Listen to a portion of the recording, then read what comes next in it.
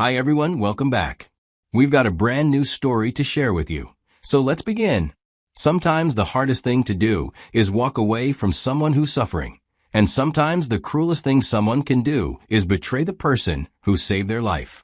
My name is Nathan, and this is the story of how I sacrificed everything to help my wife survive cancer, only to have her cheat on me. I'm 38 years old and work for a manufacturing company. The pay didn't make me wealthy, but kept me comfortable enough to support a middle-class lifestyle. I've been with the same company for 15 years, working my way up. I married Chloe after dating for 3 years. She worked as an administrative assistant at a medical office, and our combined income gave us a decent life. After being married for years, we owned a modest 3-bedroom house, both drove reliable cars, took occasional vacations, and were saving steadily for retirement. The early years of our marriage were solid, but not exceptional. We were compatible in the ways that seemed important at the time: similar backgrounds, shared friend groups, aligned views on money and lifestyle. We talked about having kids eventually, but never felt urgent about starting a family. Our relationship was comfortable and stable. But comfortable and stable slowly became routine and predictable. By year 5, I started noticing that we were functioning more as roommates than romantic partners. Conversations became transactional rather than intimate. We'd sit in the same room watching different things on our phones rather than engaging with each other. Date nights became less frequent and felt more obligatory than exciting. Our physical intimacy declined gradually over the years. In the beginning, we'd been active and playful, but by year 7 or 8, sex had become infrequent and somewhat mechanical. We'd go weeks without being intimate, then have a brief reconnection that felt more like checking a box than genuine passion. I tried to initiate romance, but Chloe often seemed tired or distracted. And eventually, I stopped trying as frequently to avoid the rejection. By year 10, we were having sex maybe once a month, sometimes less. Our emotional intimacy had eroded alongside the physical connection. Chloe would share surface details about her day, but rarely opened up about her feelings or thoughts.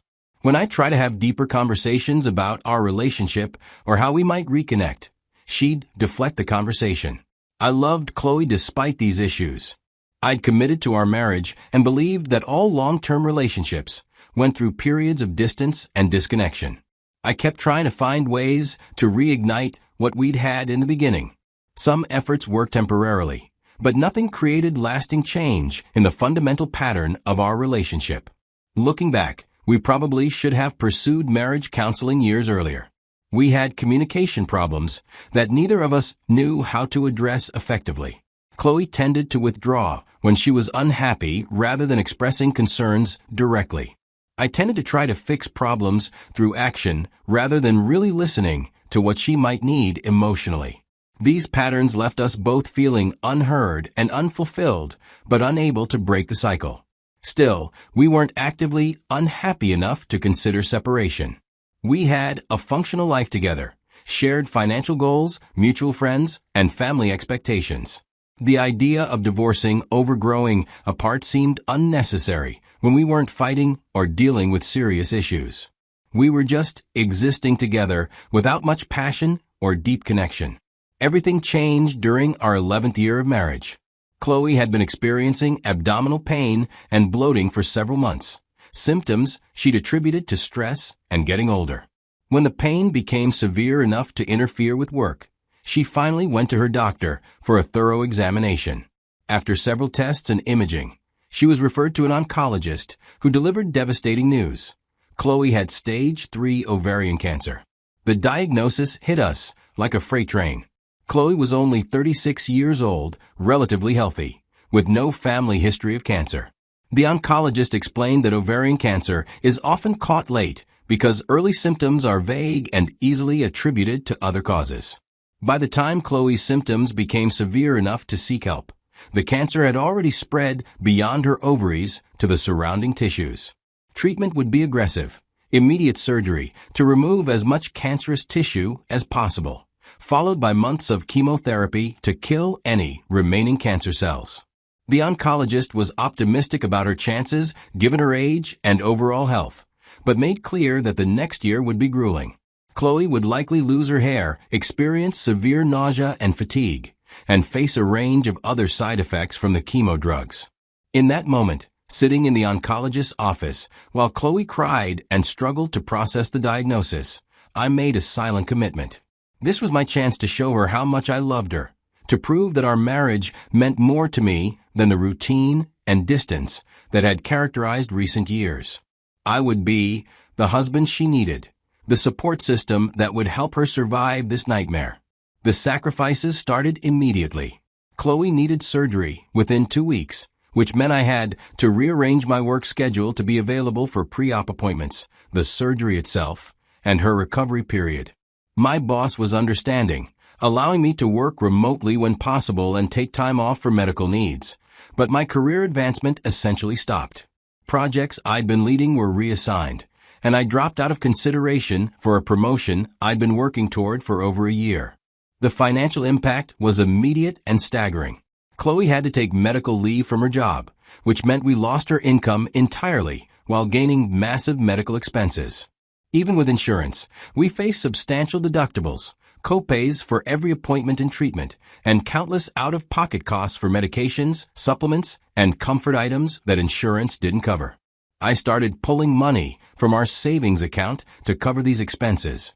The emergency fund we'd built over the years disappeared in the first 2 months. Then I started cashing out portions of my retirement account, accepting the early withdrawal penalties because we needed money now, not in 30 years. I took out a home equity line of credit to keep us afloat when our regular accounts ran dry. By the end of Chloe's treatment, I depleted about 80% of our retirement savings, maxed out our home equity line, and accumulated significant credit card debt for medical expenses insurance refused to cover.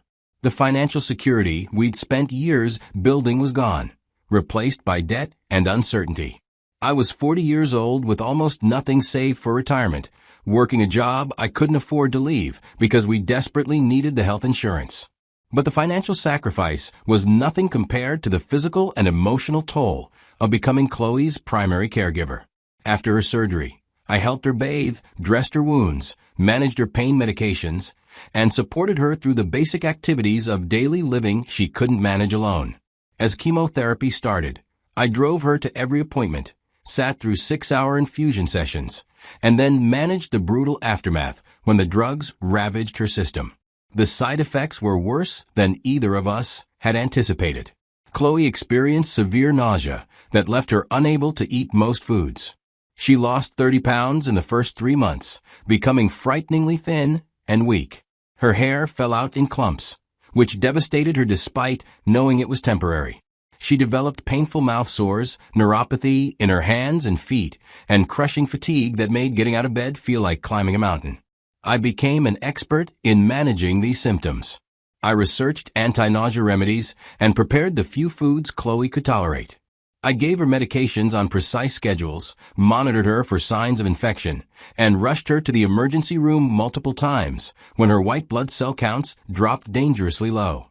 I learned to clean her port, help her through episodes of vertigo, and hold her while she cried from pain and fear. Chloe's mother and sister visited regularly, especially in the first months after diagnosis. They'd come on weekends, bring food, and sit with Chloe for a few hours. Her father called frequently to check in. My own parents, who lived across the country, offered financial support and made a couple of trips to help. But the bulk of daily caregiving fell on me because I was there, because I'd committed to being there, and because Chloe needed someone who could provide consistent, reliable support. The caregiver role completely transformed our relationship dynamics. Whatever romantic or intimate connection we'd maintained disappeared entirely under the weight of medical crisis. Chloe saw me as her nurse, her support system, her lifeline, not as her husband in any romantic sense. I saw her as fragile, suffering, needing protection, not as the partner I'd married. Our conversations revolved almost entirely around her illness. We discussed medication schedules, upcoming appointments, symptom management, and treatment progress. Our entire world narrowed to the singular focus of keeping Chloe alive through treatment. Physical intimacy became impossible and inappropriate. Chloe was in too much pain, too exhausted, too altered by chemotherapy to even consider sex. I wasn't interested either, not because I'd stopped finding her attractive, but because the caregiver role had completely reframed how I saw her. You can't be intimate with someone you're helping to the bathroom and cleaning up after when they vomit from chemo. I accepted all of this without resentment. Chloe's survival was the only thing that mattered. Everything else could wait until she was healthy again.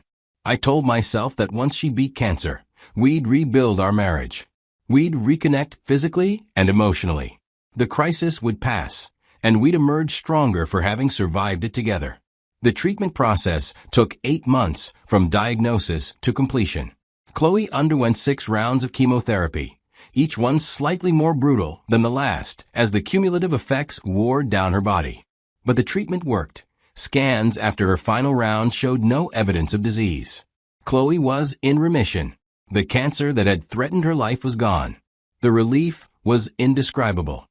We'd made it through the nightmare. Chloe had survived. As she recovered her strength and energy in the months following treatment, I expected our relationship to recover too.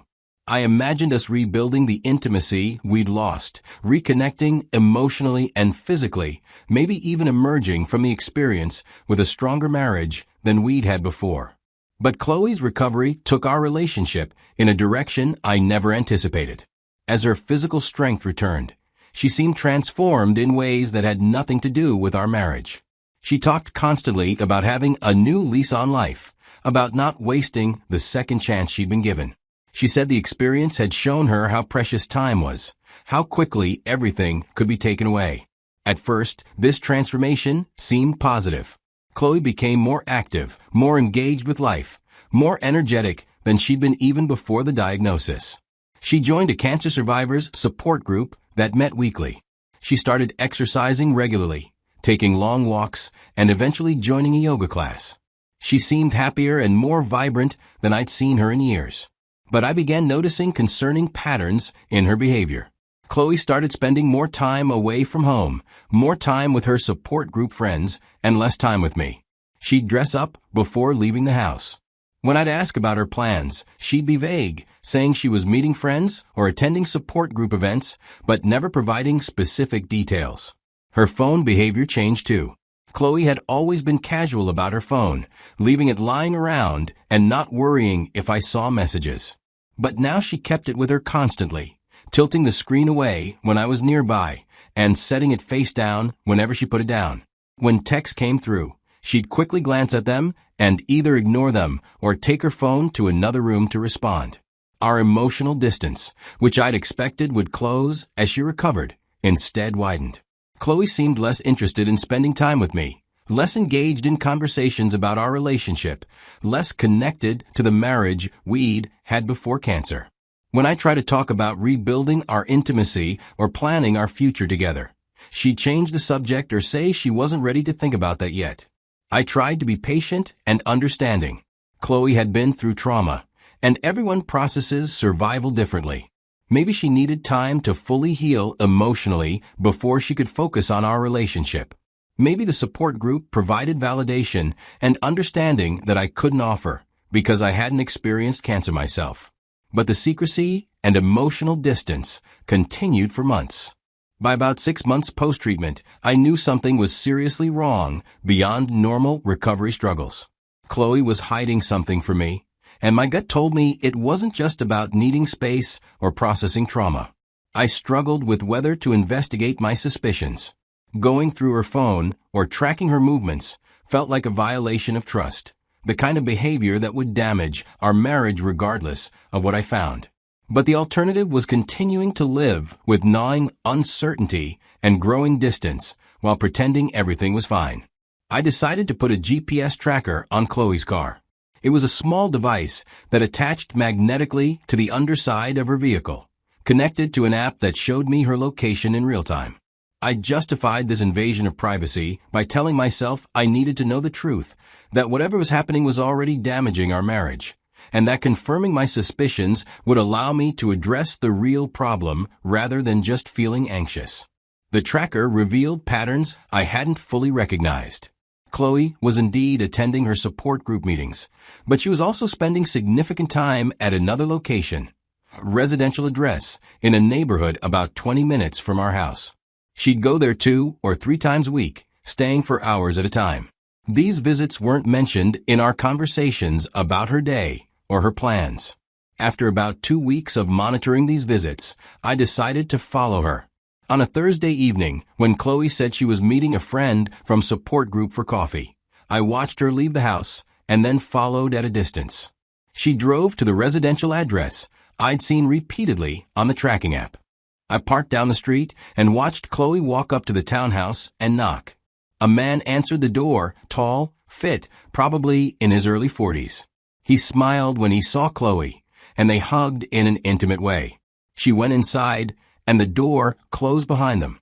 I didn't need to see more to understand what was happening. The frequent visits, the secrecy, the emotional distance, the way they greeted each other. Chloe was having an affair. I drove home and waited. When Chloe returned 3 hours later, I confronted her immediately. I asked her directly where she'd been and who she'd been with. She tried to lie initially, saying she'd been at coffee with a friend. When I told her I'd followed her to the townhouse, she became defensive, accusing me of not trusting her and invading her privacy. I pressed for the truth. After about 20 minutes of back and forth, Chloe finally admitted that she'd been seeing someone from her support group. He was also a cancer survivor. They'd connected over their shared experience. I would later privately find out that their relationship had become physical about 2 months ago. I asked her why. After everything we'd been through, after everything I'd sacrificed to help her survive, how could she betray me like this? Chloe's response devastated me. She said I couldn't understand what it felt like to come back from the edge of death, to realize how quickly life could end, to feel like she'd been given another chance to really live. She said the new guy understood in ways I never could, because he'd survived cancer too. She said she needed excitement, passion, intensity, all things our marriage hadn't provided in years. She claimed she still cared about me, still appreciated everything I'd done for her. But she changed, and she couldn't go back to the life we'd had before. She needed to feel alive, to chase experiences rather than just existing in comfortable routine. I listened to her justifications, feeling numb. All the sacrifices I'd made, the depleted savings, the stalled career, the months spent caring for her through brutal treatment, had meant nothing. Or worse, they'd put me in the role of caretaker rather than passionate partner, making me part of the life she wanted to escape rather than the life she wanted to build. That night, I told Chloe I wanted a divorce. There was nothing left to save in our marriage. She'd made her choice, and it wasn't me. I'd given everything I had to help her survive, and the moment she could, she'd chosen someone else. Chloe seemed surprised that I was willing to end things so definitively. She suggested we could try counseling, that maybe we could work through this if I could understand what she'd been feeling. But I was done. I'd been present for the worst of her experience, had sacrificed my own well-being and financial security for her survival, and she'd repaid that by betraying me the first chance she got. The financial reality of divorce was grim. I'd already depleted most of our savings and retirement funds on Chloe's medical care. I had significant debt from the home equity line and credit cards. It was like I was starting over financially from a position worse than when I'd graduated college. But staying in a marriage where I'd been betrayed seemed worse than any financial hardship. I consulted a divorce attorney who laid out the process and likely outcomes. North Carolina allows for no-fault divorce, but we'd have to be separated for a year before the divorce could be finalized. Asset division would be complicated because I depleted marital assets for Chloe's medical care, which meant I'd be rebuilding from deep in the hole. I filed for separation and moved into a small apartment, taking only my personal belongings and leaving Chloe in the house we'd shared. The legal process began, exchanging financial disclosures, negotiating preliminary terms, scheduling mediation sessions to divide our limited assets and substantial debts. The divorce proceedings dragged on for months. Every financial document we had to review reminded me of what I'd sacrificed and how it had been for nothing. Statements showing the depletion of retirement accounts, medical bills I'd paid, credit card charges for comfort items and medications. All evidence of my commitment to a marriage Chloe had already mentally left. About 4 months into our separation, I received a call from Chloe that changed everything again. The cancer had returned, and it had come back aggressively. Her routine monitoring scan had shown multiple tumors in her abdomen. The oncologist was recommending immediate surgery, followed by even more intensive chemotherapy than the first round. Chloe was calling to tell me because, despite everything, I was still her husband. We were separated, but not yet divorced. And more than that, she was hoping I'd reconsider the divorce and be there to support her through treatment like I had before. I sat with my phone pressed to my ear, listening to her cry and explained the diagnosis, feeling a sickening mixture of emotions I couldn't untangle.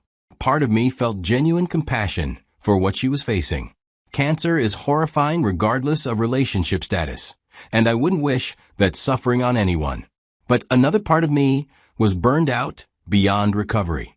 I'd given everything I had the first time, my savings, my career advancement, my physical and emotional energy, my entire life for months. I'd emerged from that experience financially devastated and then been rewarded with betrayal.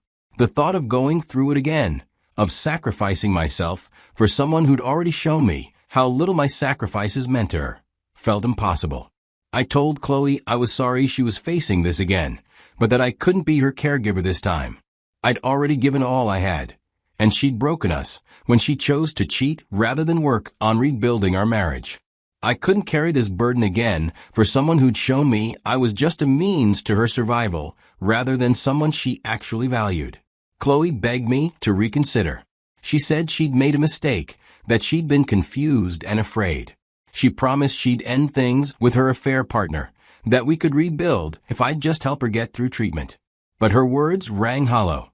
She wasn't asking to rebuild because she loved me or valued our marriage. She was asking because she needed a caregiver and knew I was capable and willing to sacrifice myself. She'd already shown me that the moment she didn't need me, she'd chosen someone else. Why would this time be any different? I maintained my position. The divorce would continue. I hoped she'd find support through treatment, but I couldn't be that support this time. I'd sacrificed enough. The next several months were brutal in ways I hadn't anticipated. Chloe's aggressive cancer treatment made the divorce proceedings complicated. Court dates had to be rescheduled around her chemotherapy schedule. Asset division negotiations were delayed because she was too sick to participate effectively. The whole process that should have taken a year was dragging toward 2 years. Chloe tried repeatedly to contact me during this time, asking me to reconsider, to visit her, to help her through particularly difficult moments. I maintained firm boundaries, communicating only through my attorney and refusing direct contact. It felt cruel, but I knew that if I gave an inch, I'd be pulled back into the caregiver role that had already cost me so much. Through mutual friends and the small social network of our town, I heard updates about Chloe's condition. The treatment wasn't working as well this time. The cancer was more aggressive, less responsive to chemotherapy. She was struggling more with side effects, losing more weight, spending more time hospitalized with complications. I also heard that the people Chloe had prioritized during her recovery weren't stepping up the way I had. Her support group friends visited occasionally, but weren't providing daily care. Her family helped more this time, with her mother staying with her for stretches, but they couldn't replicate the full-time dedication I'd provided during her first treatment. Part of me felt guilty for not being there. The voice in my head that had been conditioned through years of marriage to put Chloe first kept suggesting that I was being cruel, that a good person would help someone suffering regardless of past hurts. But another part of me, the part that had finally learned to value my own well-being, knew that I'd already given everything I had to give. About 18 months after I'd filed for separation, I received a call from Chloe's sister. Chloe had been hospitalized again, and this time her condition was critical. The cancer had spread extensively, and the doctors weren't optimistic about her surviving much longer. Did I want to come see her? I struggled with that decision for hours. Part of me wanted to say goodbye, to have some kind of closure. But I also knew that going to see her wouldn't change anything about our situation or provide the kind of resolution either of us might want. Chloe and I had already said everything that needed to be said months ago. I decided not to go. It would be painful for both of us and wouldn't serve any real purpose beyond making me feel like I'd done the right thing by societal standards. I'd already spent enough of my life trying to be what Chloe needed while ignoring what I needed. Chloe passed away 3 days later, about 19 months after I'd filed for divorce. The legal proceedings ended automatically with her death, leaving me with a complicated mixture of feelings I'm still processing months later. I genuinely grieve for Chloe's death. She was too young to die, and cancer is a horrible way to go. I grieve for the person she was before illness, for the early years of our marriage when things were better, for the potential our relationship might have had if circumstances had been different. But I also recognize that I'd already lost Chloe years before her actual death. I'd lost her to the distance and routine that had characterized our marriage before cancer. I'd lost her again during treatment when our relationship transformed into caregiver and patient. And I'd lost her finally when she chose betrayal over rebuilding what we'd had. The guilt I anticipated feeling about refusing to help her through her second battle with cancer never materialized in the way I expected. Yes, I feel sad that she suffered and died. But I don't regret my decision to prioritize my own survival over hers. I'd already sacrificed everything once, and it hadn't been valued or reciprocated.